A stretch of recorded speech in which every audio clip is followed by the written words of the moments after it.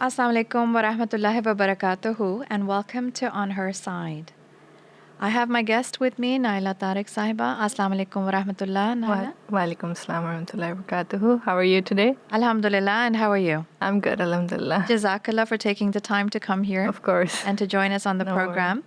Before we begin, maybe you'd like to tell us a little bit about yourself? Yeah, I did a master's in clinical psychology, and I moved from Kenya to Canada last year. Ever since I've moved here, I am now practicing as a registered psychotherapist, qualifying under supervision, and I'm registered under the College of Psychotherapists of Ontario.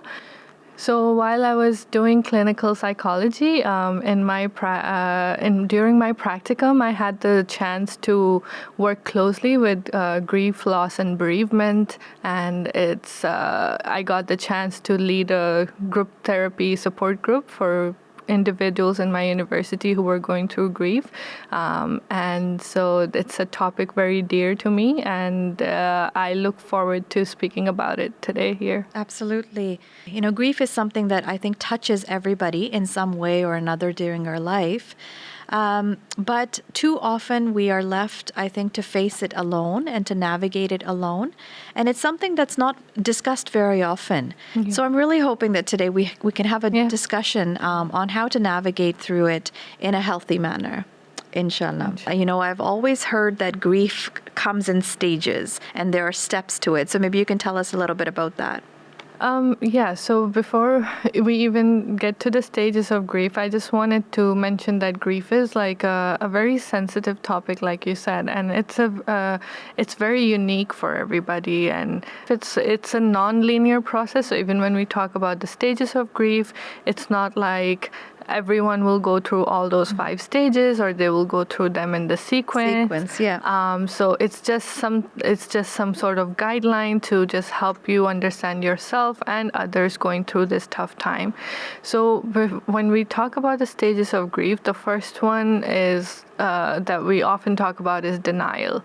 The impact of the loss is so shocking to somebody in that time that they cannot believe it has happened. So in order to operate or function, their mind goes into this state where they are not ready to accept that it has happened. Mm-hmm. Maybe a woman lost her husband and she was so used to making breakfast for him every morning. She would still get up the next day and make that breakfast because she's not ready to accept that this person is gone. Yeah. So that's a little bit on the part of denial. And again, these stages help us cope with that. Like, you know, it breaks it down for us because that emotion of loss is too strong that, accepting it would make it real. So denial is that sort of a buffer between. Yeah, it's a coping mechanism. Yeah, exactly. Yeah. And then following denial, we also talk about anger. It can be an internal process. You just feel angry. You can feel angry with the world. You can feel angry with the person who left. Like, I think it often happens in children a lot too, that they're angry for their loved one that left them. They don't understand why it has happened.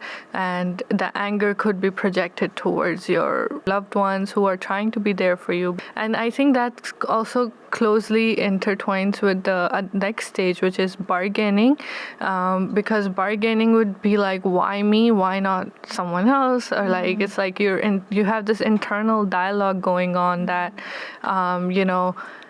maybe if I had done this, then that wouldn't have happened. Yeah. Or I shouldn't have done it this way. I could have done it better. Yeah. Someone might find it difficult to even share these thoughts because there's guilt and like, why am I even feeling this way? Why am I even thinking this way? These thought processes are sort of natural when you're, going through the process of grief.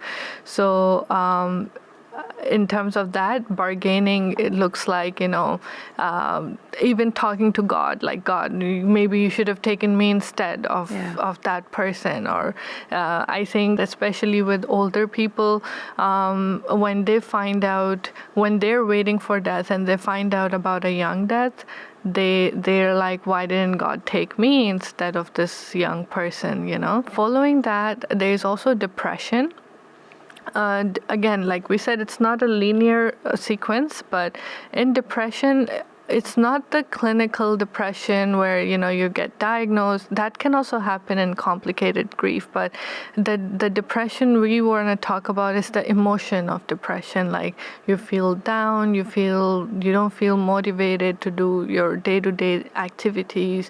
You feel really low on energy. You're struggling to sleep. You have poor appetite. You don't know how to adapt to the loss or the gap you feel after the loss of whatever that might be, because they could also apply to other losses in life. So whenever you're trying to accommodate to any loss in life, you can feel this sense of depression where you feel really down. Your body is trying to adapt to that. And lastly, there's acceptance, where you tell yourself it's tough, but I think I accept that It has happened. It has happened. Yeah.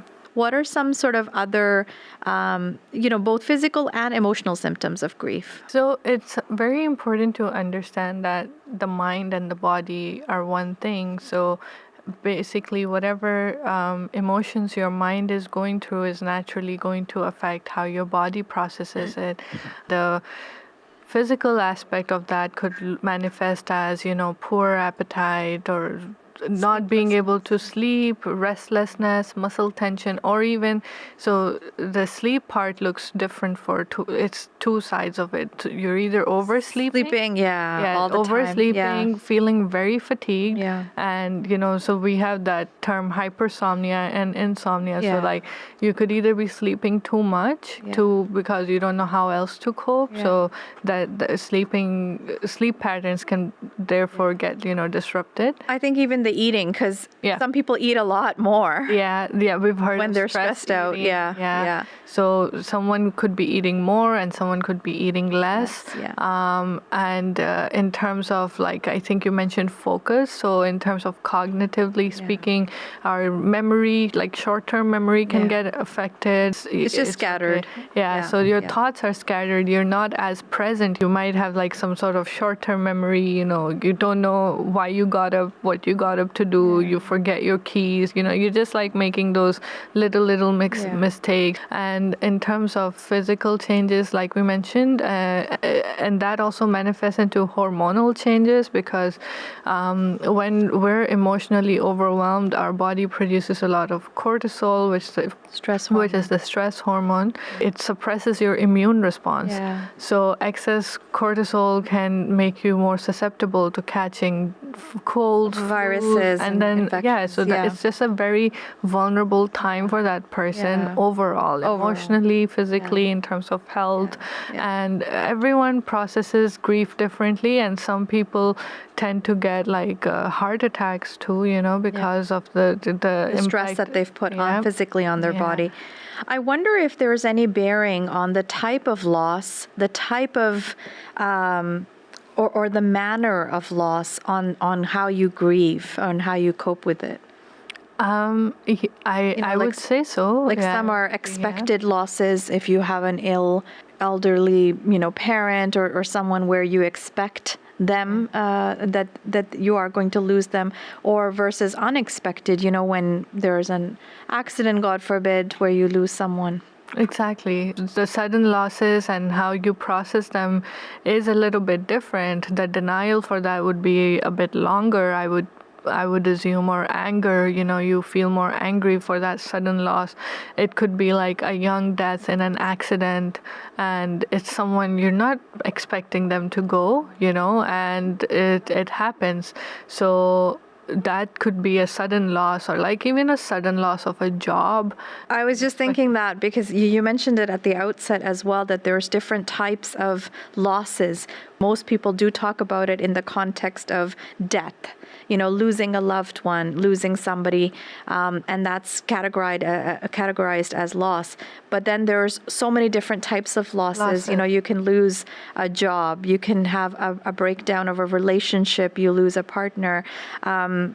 People, when they migrate, they lose a homeland. They move to a new country, so Yeah. there's a loss, or even a loss of any dream, Yeah. Yeah. or any objective. Yeah, and I'm so happy you mentioned that, because when understanding our emotions, it's also very good to be aware of what is leading to those emotions. So yes, we can translate the stages of grief and all of this information into any loss. Loss is about what was dear to you, and having to accommodate and adapt to that thing not being there anymore is what grief is, right? I think that's also a type of grief that one can go through, where you say goodbye to a home and the people you were living with and the friends you have. So time makes you look back fondly at those memories, but in that moment, moving or migrating from country to country can also result in grief and the stages of grief that we're talking about. Yeah, for sure.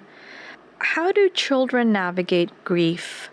Of course, just because of their age and the nature of it, we find different ways perhaps to comfort children, maybe to tell children about what's happening.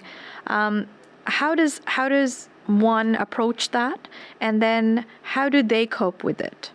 So it's easy to assume that they don't understand what's happening. Yeah. So oftentimes metaphors are used to explain loss and In a death. way that we think that they're going to understand. They're gonna understand that the person went away. Grief and death is a part of life. So I think that is an opportunity that can be used, because children are smarter than we know, and Yeah. I think everyone with kids can attest to this, that they're very smart, and it is an opportunity to teach them about death and like destigmatize death from a young age. So what I would say is, when it comes to children, just being straightforward with them. It's a very sensitive time for them too, because children will process it in terms of, kids think when something goes wrong, it's probably their fault. They operate with a good and bad sort of moral compass. Maybe so and so passed away because I did something bad. So it's very important to sit with your children and talk to them in that time, that what meaning are they making out of that loss and out of that grief. That sometimes we tell kids, if you do something bad, you get punished. So they automatically process that into, maybe it's because I did something bad that day, so then this is my punishment for that. Just talk to them and see how are they making sense out of it. And because we think that they're not emotionally developed yet, so they might not be crying like we are, or angry, like they don't have all those emotional problems, but it's unique to them. It's different for them. If they're very young, engaging in play with them, drawing art with them are some of the ways you can help them cope with it.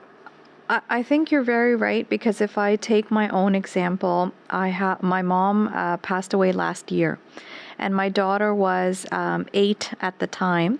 And before she passed away, she was battling sort of a long journey with cancer. I'm sorry to hear that. And so there was a lot of time where my daughter was seeing her grandmother quite ill.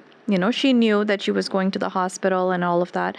She's very, very, very close to her grandmother, and has been, since she was born. And so she was very well aware of what was happening. We never talked about it as a terminal sort of illness. We talked about, pray for her, so that she feels better.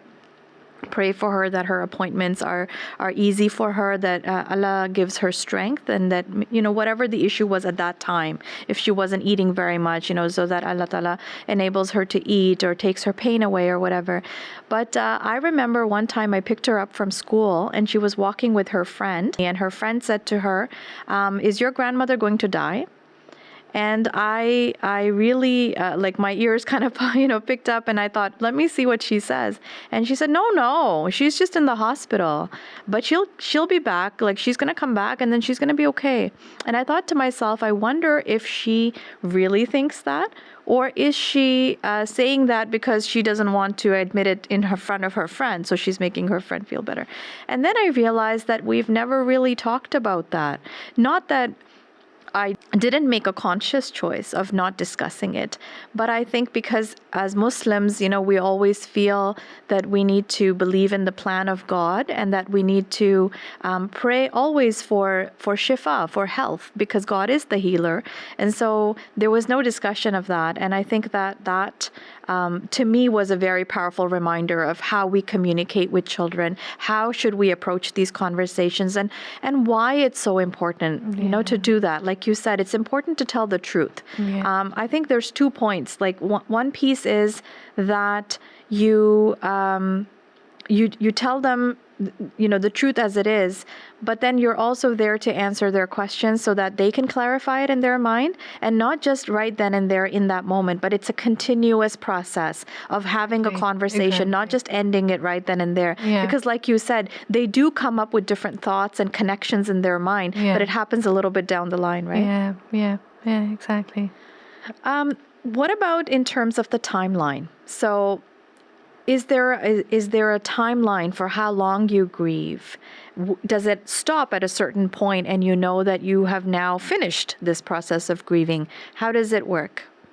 When we talk about the sudden losses, it's more raw in that sense that it takes a longer time to actually, process the fact that this person is no longer there because you weren't mentally prepared for it.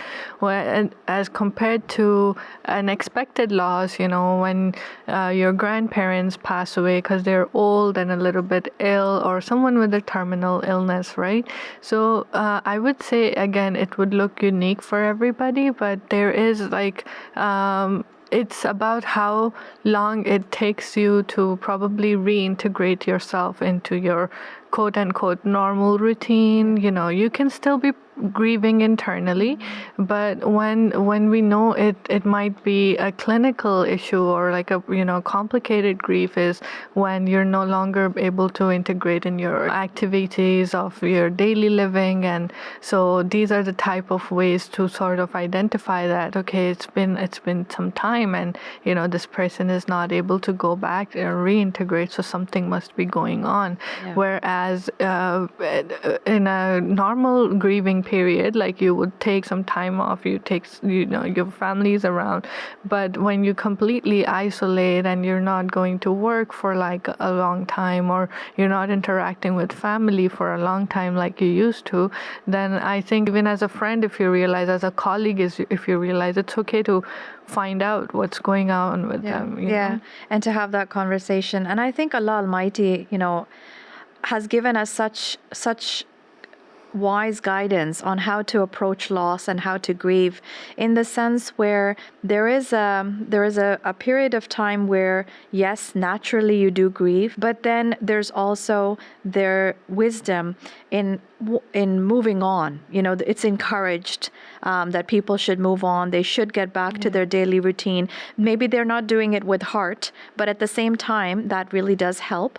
And I think the other thing is that helps us in coping with loss is the knowledge that we have about the afterlife. If Allah Almighty wanted, He could have hidden that from us, that there is such a thing as an afterlife. There is a place that you kind of go to when this life ends. There is another life ahead of you.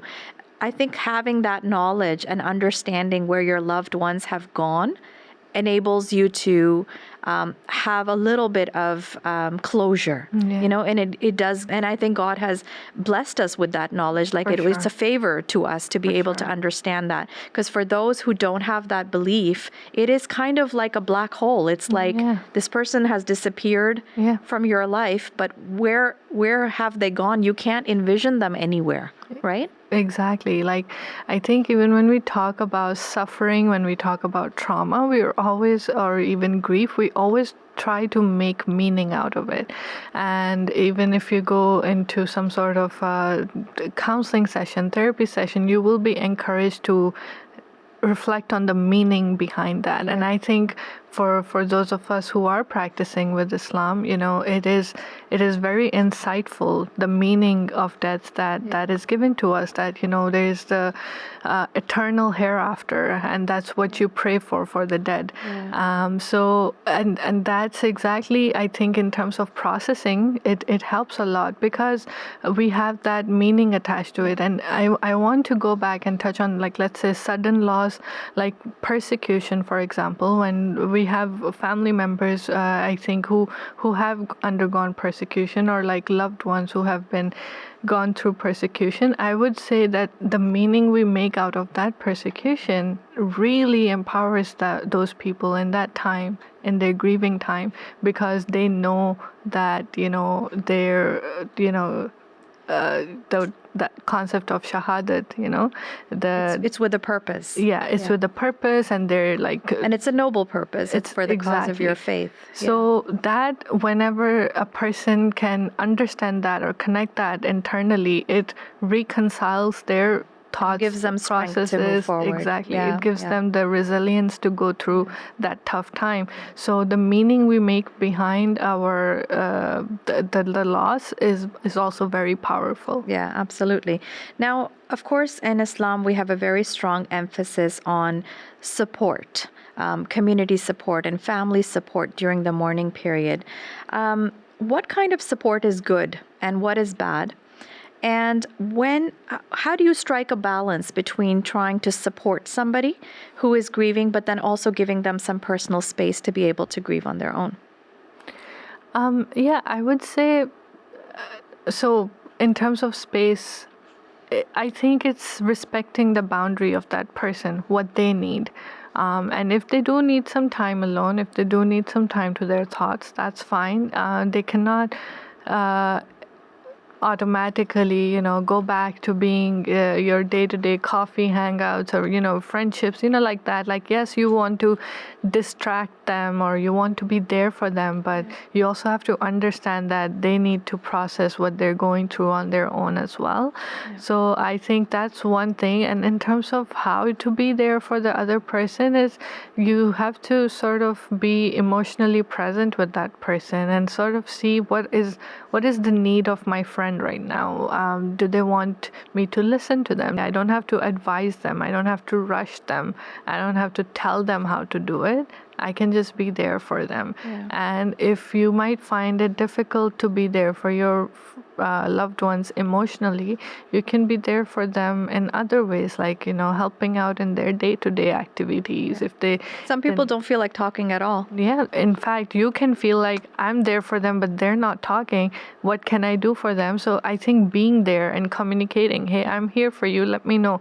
And just helping in the day-to-day, like you can cook a meal for them, you can take their kids to school, you can help them out with groceries. Those are little things, because as we have gone back to talk about the stages of grief and the depression that comes with it, they might be struggling to execute their day-to-day tasks. Yeah, for sure. Right? So you can be there for them emotionally and in any other way possible. Yeah. For sure. I think one thing that we must keep in mind is around etiquettes of condolences and sympathizing versus empathizing. I know there's a lot of people who do make a point of being able to support their neighbors, but oftentimes, I see people, women especially, going to other people's houses and just being really nosy about what happened. They want to know A to Z, like what were the sort of the tragic series of events that ended up happening. And if you can imagine that the person who's going through this massive tragedy, this massive loss, and is trying to grapple with their emotions and trying to come to terms and manage themselves physically, have to go through this story, this narrative, A to Z, multiple times during the day because everybody's asking the same questions. Instead of being able to, ask that person and say, what is it that I can do for you? Yeah. Or just be silent and just sympathize and empathize and be compassionate in silence. I think that goes a long way. I remember there was this one lady who passed away a long time ago, and I had gone to their house and I was speaking to her daughters, and I know there were other people who the whole time I was there, they were literally just repeating the same sort of series of events and just talking about, how it happened and was she sick? And I didn't think she was sick. I saw her yesterday and that type of thing. And I think it has to do a lot with our own, training as well, and also just using wisdom when we approach these conversations and these scenarios. Somebody came to my house to offer condolences when my mom had passed away, and she said to me, Baji, I want to know, what was one thing that you will always remember about your mother that you have learned from her? Maybe she taught you that you're always going to hold dear. And it was a very reflective question, and I may not have been ready to think like that right then, but I thought it's a better question than asking me, how did she die, right? So there's wisdom in how to approach these conversations, and sometimes there's massive support in silence as well. Yeah, it's sometimes in our culture it's very uncomfortable for us to talk about emotions generally. So when grief is like this big, elephant in the room that does need to be addressed emotionally. However, I think people find it easier to engage in small talk, like how did it happen? Because they're not comfortable with it. They're not comfortable. They genuinely don't know. They don't know. And also, some people will actually avoid that person. Yeah. When they see them next after a few weeks or a month or so, they'll actually just avoid that person because they genuinely don't know how to interact with them. They don't want to be insensitive, but at the same time, they don't want to be like nothing's happened and act like everything's normal. So there's that fear as well, which is why I think these types of conversations are so important. Yeah, so like I just want to touch up on the avoidance part. Like I remember I was seeing a client who was going through grief, and one of the things that made her really sad was how abandoned she felt by her friends, because her friends suddenly don't know how to be around her.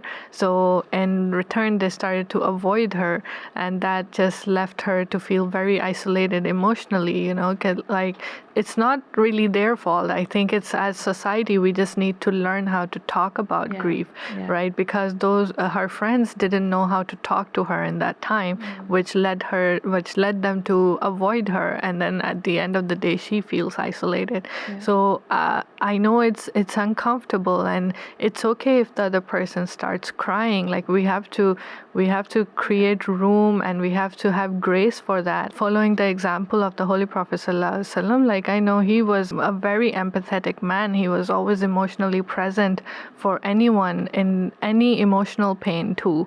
So I think that is something we can sort of reflect on and take on, learn from as well, that if someone is going through a difficult time, it's okay to have a seat with them and be silent, or just have them talk about it.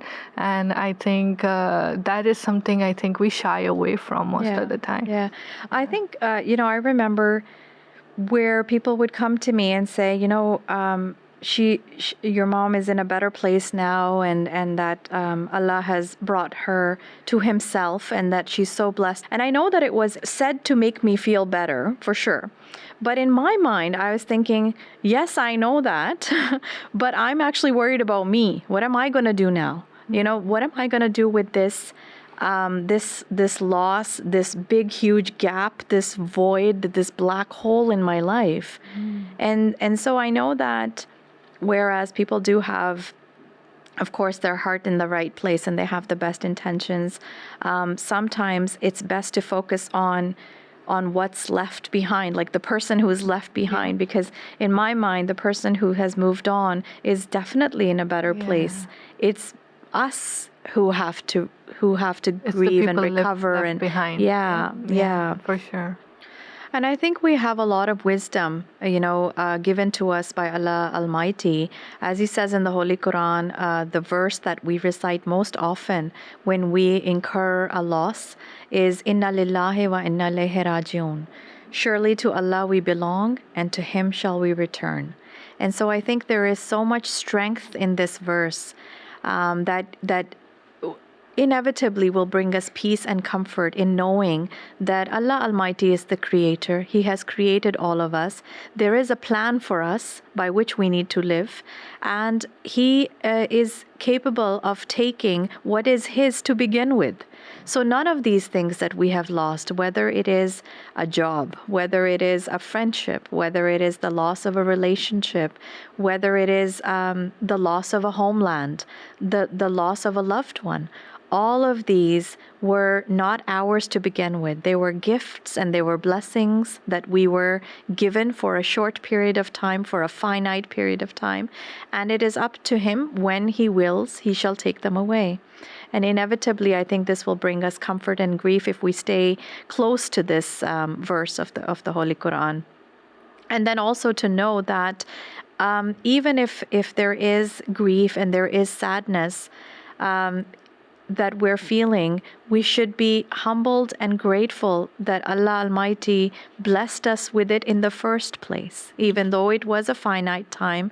But at least we were so fortunate that we even had a chance to experience it at all. For sure.